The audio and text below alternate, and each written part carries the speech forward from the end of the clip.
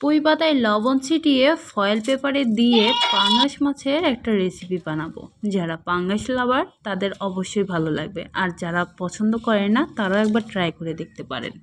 প্রথমে বড় বড় এরকম পুঁইয়ের পাতা একটু লবণ দিয়ে এভাবে হালকা চটকে মাখিয়ে নিতে হবে। তারপরে একটা বড় ছড়ানো প্লেট নিয়েছি, প্লেটের ভিতরে পেঁয়াজ কুচি দিচ্ছি, বেশ পরিমাণ অনেকটা পেঁয়াজ দিতে হবে।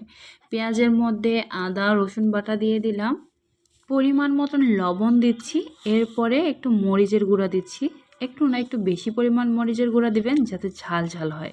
তারপরে হলুদের গুঁড়া দিয়ে দিলাম, এখন দিচ্ছি ধনিয়া গুঁড়া, জিরা গুঁড়া আর গরম মশলার গুঁড়া।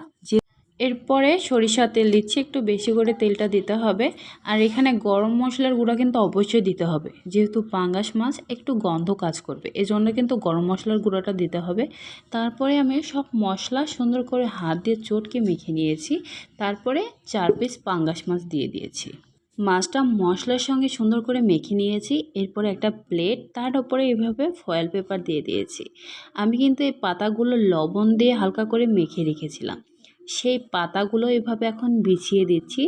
4টা করে পাতা দেব, যেহেতু আমার পাতাগুলো একটু ছোট, যদি পাতা একটু বড় হয় তাহলে 3টা কিংবা 2টা দিলেও হয়ে যাবে। পাতাগুলো বিছানো হয়ে গিয়েছে, এখন মশলা মাখানো মাছের এক পিস দিয়ে এভাবে খানিকটা মশলা দিয়ে সুন্দর করে আমি বিছিয়ে দিয়েছি। এখন আস্তে আস্তে পাতাগুলো দিয়ে মরিয়ে দিচ্ছি, ঠিক পাতুরি যেভাবে করে সেইভাবেই করতে হবে। কিন্তু এটা আমি কড়াইতে করব না, এটা আমি ওভেনে করব, এই জন্য ফয়েল দিয়ে এভাবে মুড়িয়ে নিচ্ছি। বাকিগুলো আমি করে নিচ্ছি। তারপরে 10টা মিনিট আমি রেস্ট দিব, তারপরে আমি এইভাবে একদম ওভেনে দিয়ে দিব আপ ডাউন হিটে 25 থেকে 30 মিনিটের জন্য। রান্না যখন হয়ে যাবে, ফয়েলটা খোলার আগে অবশ্যই ভাতটা রেডি করে রাখবেন, কারণ এইসব রান্না দেখার পরে আর কিন্তু ধৈর্য কুলায় না। আমি কিন্তু ভাতটা নিয়ে ফয়েলটা খুলেছি, দেখতে যতটা সুন্দর লাগছে খেতেও সেরকম মজা।